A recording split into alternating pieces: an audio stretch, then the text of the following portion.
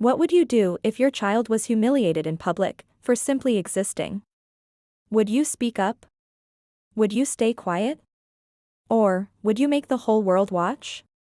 Today, you'll hear the true story of a flight that started with silence and ended with a twist no one saw coming.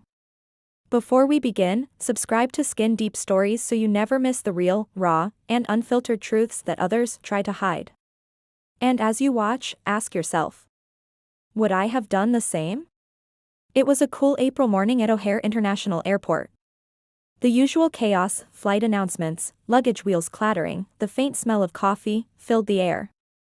On Concourse C, Gate 23, passengers lined up for Flight 716 to Seattle.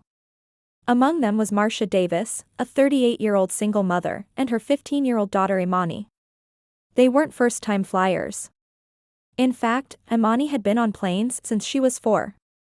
But this trip was different. They were flying to attend Marcia's sister's wedding, an event the whole family had been looking forward to.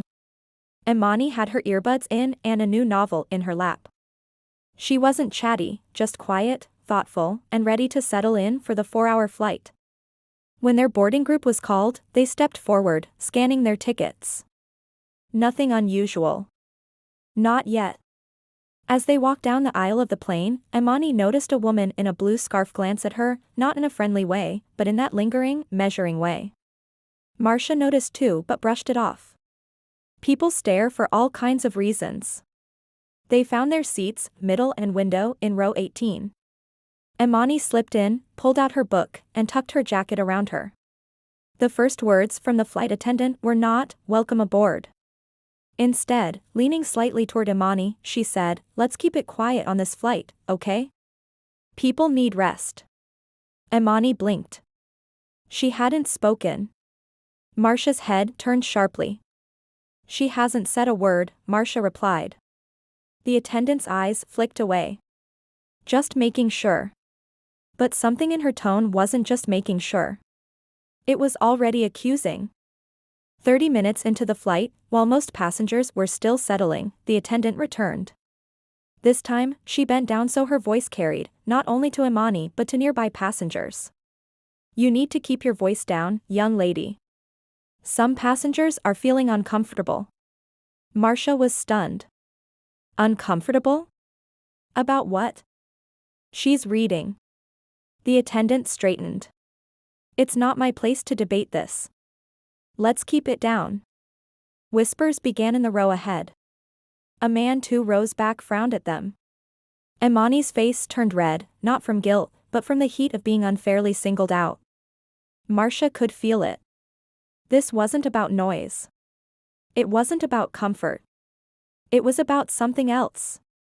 Marcia took a deep breath, reached into her purse, and pulled out her phone. She hit record. "Can you repeat that for the camera?" she asked. The attendant's lips tightened. "Ma'am, there's no need."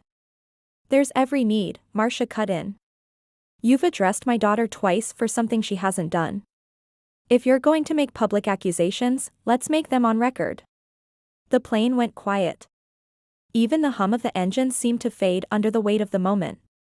The attendant glanced at other passengers, perhaps expecting support. None came. Marcia's voice was calm but clear. "You've made her a target in this cabin. I want to know exactly why." From across the aisle, a woman in a red sweater spoke up. "I've been sitting here the whole time. She hasn't said a word." Another man further back nodded. "This feels wrong." The attendant muttered something about safety and walked away. Marcia stopped recording, but the damage was already done.